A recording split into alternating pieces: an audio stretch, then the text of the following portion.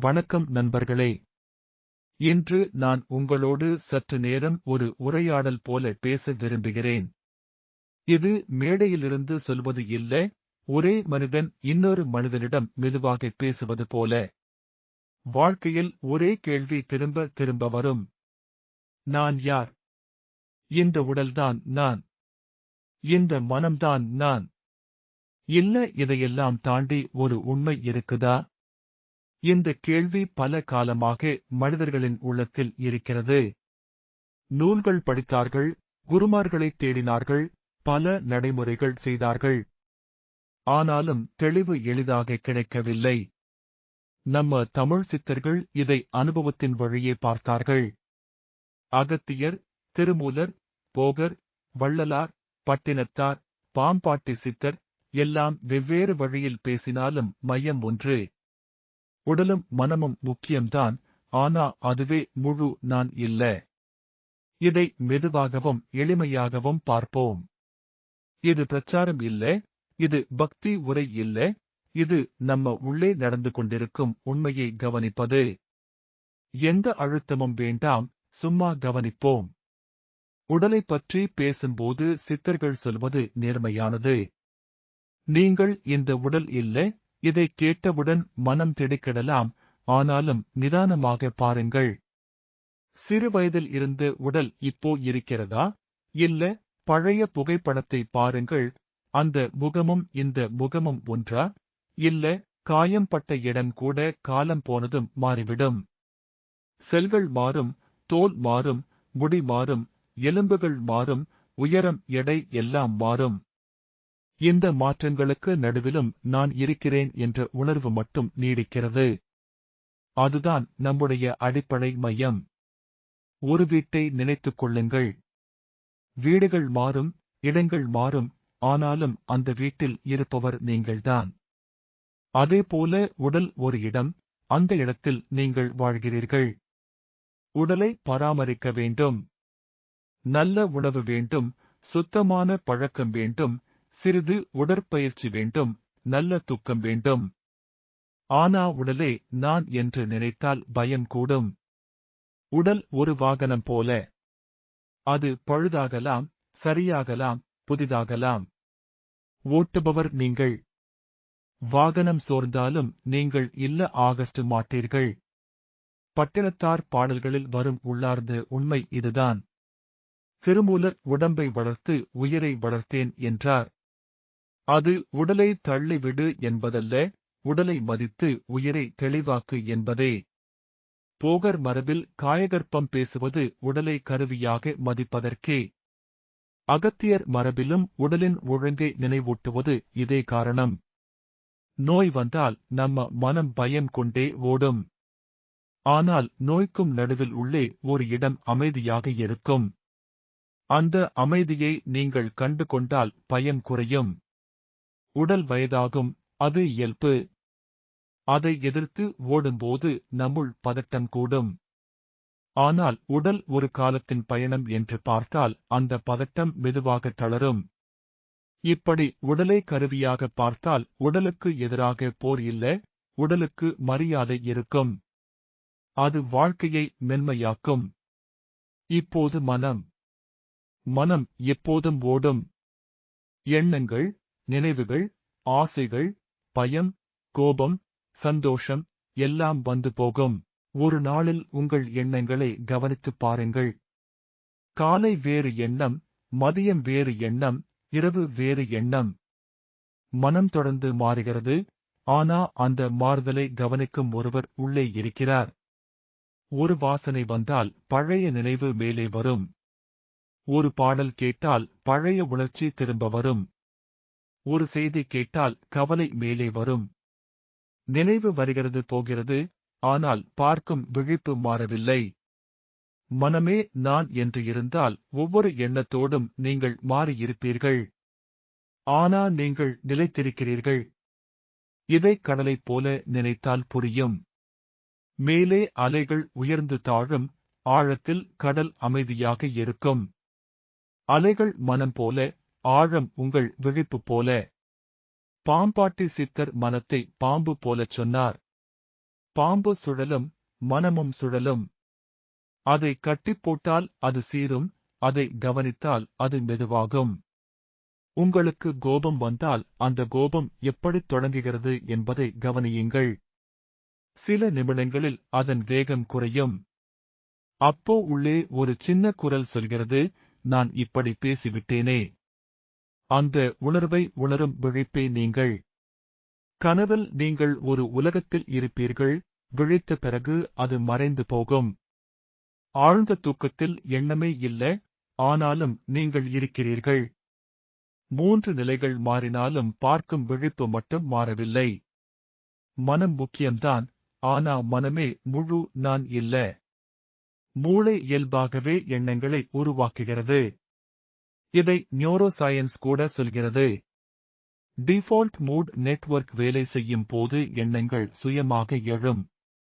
அதனால் எண்ணங்களை நிறுத்த வேண்டும் என்று போராட வேண்டாம். பார்த்துக் கொண்டே இருந்தால் மனத்தின் வேகம் குறையும். மேகங்கள் வானத்தில் ஓடும், வானம் சும்மா இருக்கும். நீங்கள் வானம் போல, எண்ணங்கள் மேகங்கள் போல. இது புரிந்தால் மனம் மெதுவாக தளர ஆரம்பிக்கும். நம்ம மனம் எதனால் அதிகம் குழம்புகிறது என்றால், அது நான் என்ற அடையாளம் காரணமாகவும், என் என்று பிடித்துக் கொள்வது காரணமாகவும் இருக்கிறது. இது என் உடல், என் புகழ், என் பணம், என் அன்பு, என் எதிர்காலம் என்று மனம் பிடித்துக் கொள்கிறது. இந்த பிடிப்பு வந்தால் பயம் வந்தே தீரும். ஒப்பீடு வரும். மற்றவர் வாழ்க்கையை பார்த்து நம் வாழ்க்கையை அளவிட ஆரம்பிப்போம். ஒரு சிறு விமர்சனம் கூட நம்மை காயப்படுத்தும். ஏன் என்றால் நாம் அந்த அடையாளத்தை நம்ம உண்மையாக நினைத்துக் கொள்கிறோம். ஆனால் அந்த அடையாளம் மாறக்கூடிய ஒன்று. வேலை மாறலாம், பெயர் மாறலாம், நிலை மாறலாம். அதனால் மனம் அதில் சிக்கும்போது துடிப்பு கூடும். இந்த இடத்தில் சித்தர்கள் சொன்னது ஒன்றே ஒன்று. நீங்கள் அந்த அடையாளம் இல்ல, நீங்கள் அதை காணும் விழிப்பு. அந்த விழிப்பு நினைவில் வந்தால் மனம் மெதுவாக இறங்க ஆரம்பிக்கும். இது ஒரு நாளில் வந்துவிடாது, ஆனாலும் தினமும் அதை நினைவில் வைத்தால் உள்ளே ஒரு நிலைத்த தன்மை உருவாகும். அதுதான் உண்மையான பாதுகாப்பு. அது பணத்தால் கிடைக்காது, புகழால் கிடைக்காது, அது உங்கள் விழிப்பால் தான் கிடைக்கும். இப்போது உயிர் பற்றி பேசலாம். உயிர் என்றால் மூச்சு மட்டும் அல்ல, இதயத் துடிப்பு மட்டும் அல்ல. சித்தர்கள் உயிரை ஜீவன சக்தி என்று சொன்னார்கள். அது இயக்கத்தின் சக்தி. உடல் இல்லாமல் உயிர் வெளிப்பட முடியாது, ஆனாலும் உடல் மட்டும் இருந்தால் போதாது, உயிர் இருக்க வேண்டும். ஒரு மரம் பச்சையாக இருப்பது உயிரால்தான். உயிர் போனால் அதே மரம் காய்ந்து போகிறது. இது எளிய உண்மை. அகத்தியர் மரபில் மூச்சு பயிற்சிகள் முக்கியம். மூச்சு உயிரின் வெளிப்பாடு. நாம் பயப்படும்போது மூச்சு வேகமாகும், நாம் அமைதியாக இருந்தால் மூச்சு மெதுவாகும். இதை பார்த்தாலே உயிர் எப்படி மனத்தையும் உடலையும் இணைக்கிறது என்று புரியும். உயிர் தெளிவாக இருந்தால் மனம் அமைதியாக இருக்கும். மனம் அமைதியாக இருந்தால் உடலும் நிதானமாக இருக்கும். இது ஒரு சங்கிலி போல ஒன்றை ஒன்று பாதிக்கும். மாடர்ன் பிசியாலஜி இல் பாராசிம்பத்தட்டிக் செயல்பாடு அதிகரித்தால் உடல் தணிகிறது என்று சொல்வார்கள். அந்த தணிவு மூச்சு வழியாக வருகிறது. மூச்சை மெதுவாக கவனித்தால் நரம்பு மண்டலம் சற்று அமைதியாகிறது. இதை சித்தர்கள் அனுபவமாக வைத்தார்கள். மூச்சை கவனி, உயிரை உணர் என்ற ஒரு சின்ன வழிதான் இங்கே. நீங்கள் மனம் இல்ல, நீங்கள் உடல் இல்ல என்ற புரிதலுக்கு மூச்சு ஒரு பாலம் போல இருக்கும். மூச்சை கவனிப்பதற்கு பெரிய விதிமுறைகள் தேவையில்லை. சும்மா உட்கார்ந்து உங்கள் மூச்சின் ஓசையை கேட்டு பாருங்கள். காற்று உள்ளே வரும்போது குளிர்ச்சி போல ஒரு உணர்வு இருக்கும், வெளியே போகும்போது வெப்பம் போல இருக்கும். இதை கவனித்தாலே மனம் மெதுவாக ஒரு தாளம் பெறுகிறது. சில நிமிடங்களில் மூச்சு நீளமாகும். நீளமான மூச்சு வந்தால் உடலின் உள்ளே இருக்கும் இறுக்கம் குறையும். சிலர் மெதுவாக ஓம் என்ற ஒலியை உள்மனத்தில் உணர்வார்கள். அந்த ஒலி உடம்புக்குள் ஒரு நிதானம் தரும். இது தியானம் என்று பெரிய பெயர் இல்லை, இது சாதாரண கவனிப்புதான். வீட்டில் வேலை செய்யும் போதும் இதை செய்யலாம், நடக்கும் போதும் செய்யலாம், காரில் செல்லும் போதும் செய்யலாம். மூச்சை கவனிக்கும் போது மனம் எங்கு ஓடியாலும் அதை மெதுவாக திரும்ப கொண்டு வர முடிகிறது. இதுதான் சித்தர்கள் சொன்ன எளிய வழி. உயிரின் ஓட்டம் தெளிவாகும்போது மனமும் உடலும் ஒழுங்காக வர ஆரம்பிக்கும். உடல் மனம் உயிர் மூன்றும் எப்படி ஒன்றை ஒன்று பாதிக்கிறது என்பதை பார்க்கும்போது நம்ம வாழ்க்கை நடைமுறை மாற்றம் பெறும். உணவு ஒழுங்காக இருந்தால் மனம் சற்றே சீராகும். மனம் சீராக இருந்தால் மூச்சும் சீராகும். மூச்சு சீராக இருந்தால் உடலுக்குள் வெப்பமும் தணியும். திருமூலர் சொல்வது போல ஒழுங்கான வாழ்வு ஒரு பெரிய யோகம். அதனால் சித்தர்கள் வாழ்க்கை முறைக்கு முக்கியத்துவம் கொடுத்தார்கள். வள்ளலார் வழியில் கருணை ஒரு அடிப்படை. எல்லா உயிரும் ஒன்று என்ற உணர்வு வந்தால் மனம் மென்மையாகிறது. அந்த மென்மை உயிரை சுத்தமாக்குகிறது. அவர் சொன்ன ஒளி உடல் என்பது வெளியில் ஒளி வெளிப்படும் விஷயம் மட்டும் அல்ல, உள்ளே விழிப்பு தெளிவாகும் நிலை. பட்டினத்தார் சொல்லும் பற்றற்ற நிலை என்பது ஓடி தப்புவது அல்ல, உள்ளே இருக்கும் நிலைத்த விழிப்பை நினைவில் வைத்திருப்பது. போகர் மரபில் உடல் சுத்தமும் அறிவு தெளிவும் ஒன்றாக பேசப்படுகிறது. அகத்தியர் மரபில் உணவு தூக்கம் பழக்கம் என்ற ஒழுங்கு பேசப்படுகிறது. இவை எல்லாம் சேர்ந்து ஒரே வழியை காட்டுகிறது. உடல் மனம் உயிர் மூன்றும் ஒத்திசைந்து இருக்கும்போது நம்முள் அமைதி இயல்பாக வருகிறது. இன்றைய உலகம் குவாண்டம் போன்ற சொற்களை பேசுகிறது. அனைத்தும் ஆழத்தில் ஒன்றோடு ஒன்று இணைந்திருக்கிறது என்ற பார்வை வருகிறது. இதை சித்தர்கள் அனுபவமாக பார்த்தார்கள்.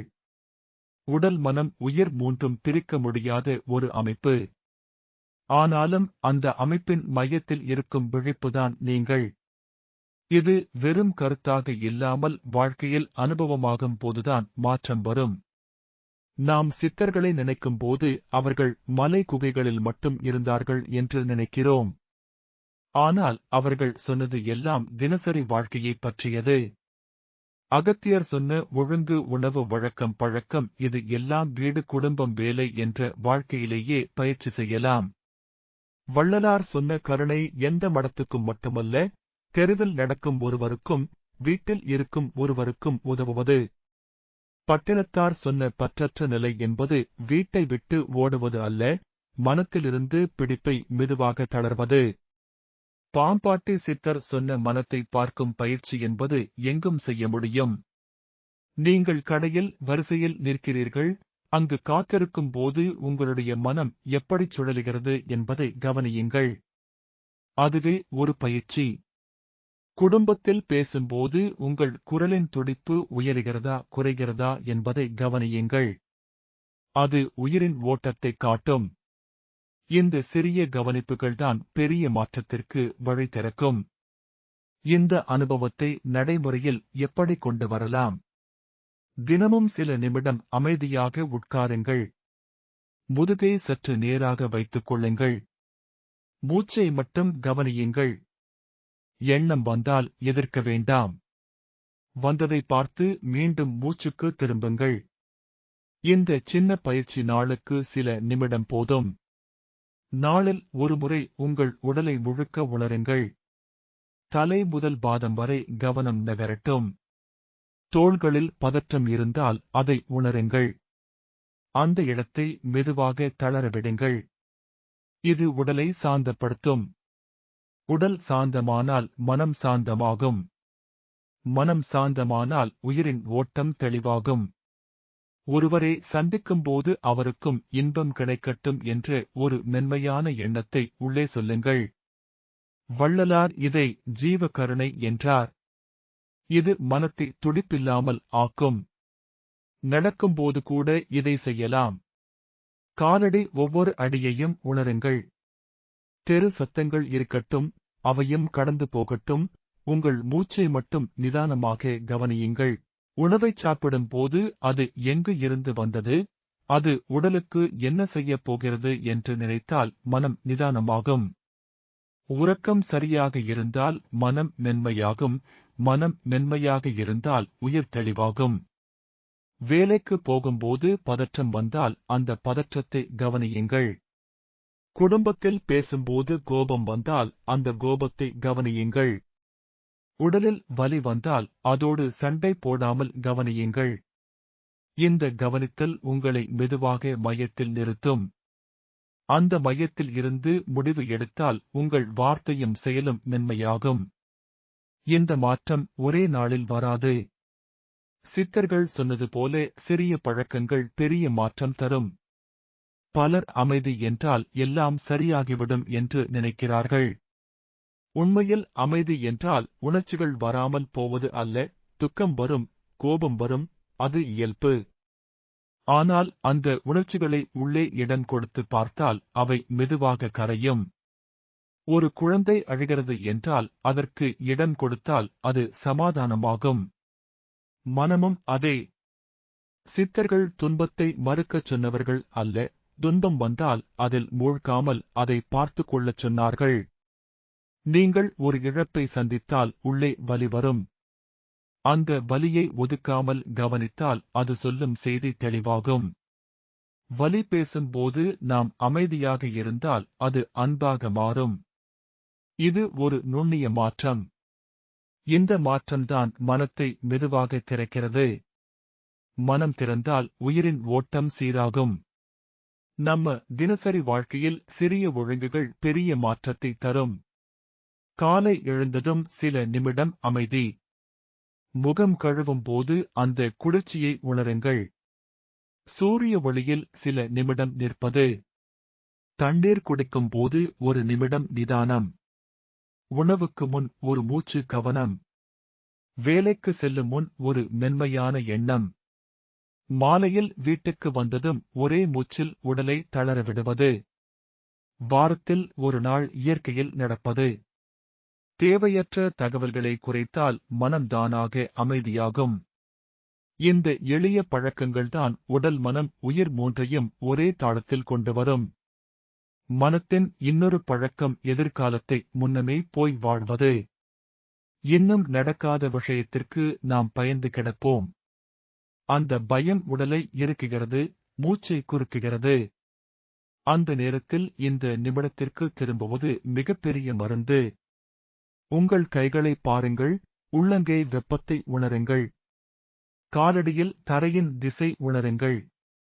சுற்றியுள்ள ஒலிகளை கவனியுங்கள். இவ்வளவு செய்தாலே மனம் இப்பொழுதில் திரும்பும். இப்பொழுதில் இருந்தால் நம்முடைய பதில்கள் மென்மையாகும்.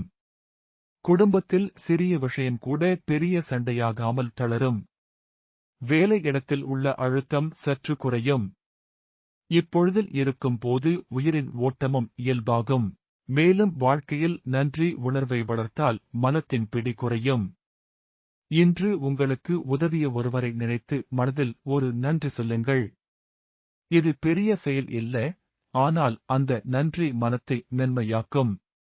மென்மையான மனம் கருணையை பிறக்கும். கருணை செயலாக மாறும். சிறிய உதவி கூட நம்முள் ஒளியை பெருக்கும். வள்ளலார் சொன்ன ஜீவ கருணை இதுதான். கருணை என்பது பெரிய தர்மம் செய்வது மட்டும் அல்ல, ஒவ்வொரு நாளும் மனிதர்களை மென்மையாக பார்ப்பது. அந்த பார்வை வந்தால் மனம் தானாக அமைதியாகும். இந்த பயிற்சிகள் எல்லாம் சிறியதாக தோன்றலாம். ஆனா தொடர்ச்சியாக செய்தால் மெதுவாக ஒரு மாற்றம் வரும். முதலில் நீங்கள் உங்கள் மனத்தை சற்று சீக்கிரம் உணர ஆரம்பிப்பீர்கள். அது வரும்போது உடலின் அறிகுறிகள் தெரியும். தோளில் இருக்கு இருக்கும், வயிற்றில் கடுப்பாகம் வரும், மூச்சில் சுருக்கம் வரும். அந்த அறிகுறிகளை அறிந்து ஒரு மூச்சு நீளமாக விட்டால் உடல் தளர்வை கொடுக்கும். உடல் தளர்ந்தால் மனம் தளரும். மனம் தளர்ந்தால் உயிர் தெளிவாகும். இந்த சின்ன சங்கிலியை தினமும் ஒருவர் பார்த்தால் அவர்களின் வாழ்க்கை மெதுவாக சமநிலை பெறும். இதை நீங்கள் வீட்டில் வேலை செய்யும் போது கூட செய்யலாம். கணக்குகள் பார்க்கும் போது பதட்டம் வந்தால் ஒரு மூச்சு நீளமாக விடுங்கள். பேசும் முன் ஒரு நிமிடம் அமைதி கொள்ளுங்கள். இதெல்லாம் சிறிய மாற்றம் போல தெரிந்தாலும் அந்த சிறியதுதான் பெரியதை உருவாக்கும். சித்தர்கள் சொன்னது இதுதான். பெரிய அதிசயம் தேவை இல்லை, சிறிய கவனிப்பு போதும். அந்த கவனிப்பு ஒரு நாள் பழக்கமாகிவிடும். பழக்கம் வந்தால் அது வாழ்க்கையின் பகுதியாகிவிடும். அதுவே உங்கள் உண்மையான வளர்ச்சி. இங்கே இன்னொரு விஷயம், சுய அன்பு. நம்மிடம் தவறு நடந்தால் உடனே நம்மை திட்டிக் கொள்கிறோம். அந்த நேரத்தில் சிறிய மென்மை தேவை. நாம் செய்யும் முயற்சியை நம்மே பார்க்க வேண்டும். இது பெருமை அல்ல, இது நிலைத்த பயிற்சி. பொறுமை இல்லாமல் இந்த பயிற்சிகள் இல்லை. சில நாட்கள் மனம் அமைதியாக இருக்கும், சில நாட்கள் அதிகமாக சுழலும், அது இயல்பு. அந்த இயல்பை ஏற்றுக்கொண்டால் நீங்கள் தொடர முடியும். தொடர்ச்சியாக இருந்தால் உள்ளே ஒரு சிறிய இடைவெளி உருவாகும். அந்த இடைவெளியில்தான் நீங்கள் உங்களை உணர முடியும். அதுவே சித்தர்கள் சொன்ன உள்ளார்ந்த அமைதி. சிலருக்கு திடீரென ஒரு அமைதி உணர்வு வரும். அது வந்தால் அதை பிடித்துக் கொள்ள வேண்டாம். அது வந்து போகும், இயல்பு. அந்த அனுபவத்தை பெரிதாக்க முயன்றால் மனம் மீண்டும் ஓடும். அதனால் சித்தர்கள் சொல்வது ஒன்றுதான். அனுபவத்தை அனுபவமாக விடுங்கள். கவனம் மட்டும் தொடரட்டும். கவனம் தொடர்ந்தால் மெதுவாக உள்ளே நிலை உருவாகும். அந்த நிலை வந்தால் வெளியில் வரும் முடிவுகள் சரியாகும். உங்கள் பார்வை மென்மையாகும், உங்கள் செயல்கள் தெளிவாகும். மேலும் ஒரு முக்கிய விஷயம், நம்ம பேச்சு. பேசும்போது நம்ம உடலும் மனமும் உயிரும் எவ்வளவு நேர்த்தியாக இருக்கிறது என்பதை பார்க்கலாம். சில நேரம் நம்ம வார்த்தைகள் கடினமாக வரும். அதை கவனித்தால் உள்ளே பதற்றம் இருக்கிறது என்று புரியும். வார்த்தைகளை மெதுவாக சொல்ல முயன்றால் உள்ளே ஒரு நிதானம் வரும். கேட்கும்போது முழு கவனத்துடன் கேட்பது ஒரு பெரிய பயிற்சி. மற்றவர் பேசும்போது அவரை இடையில் குறுக்காமல் கேட்பது நம்ம மனத்தை சாந்தமாக்கும். அது குடும்ப உறவுகளிலும் வேலை உறவுகளிலும் நல்ல மாற்றம் தரும். இயற்கையில் சிறிது நேரம் செலவிடுங்கள். மரங்களை பார்க்கும்போது அந்த அமைதி உங்களுக்குள் வரும். மாலை நேரத்தில் வானத்தை சற்று நேரம் பாருங்கள். அந்த விரிவு உங்களுக்குள் ஒரு விரிவை தரும். அப்படி இருந்தால் மனம் சுருங்காமல் விரியும். மனம் விரிந்தால் பயமும் குறையும். நீங்கள் உடல் இல்ல, நீங்கள் மனம் இல்ல, நீங்கள் உயிரும் மட்டும் அல்ல. ஆனாலும் உடலும் மனமும் உயிரும் நீங்கள் இல்லாமல் இயங்காது. அந்த இயங்குதலை பார்க்கும் விழிப்புதான் நீங்கள். அந்த விழிப்பை தினமும் சற்று சற்று உணருங்கள். பெரிய மாற்றம் வேண்டாம். சிறிய புரிதல் போதும். அந்த புரிதல் வளர்ந்தால் வாழ்க்கையின் அழகு தானாகத் திறக்கும். இதுதான் சித்தர்கள் சொன்ன சாரம். நன்றி.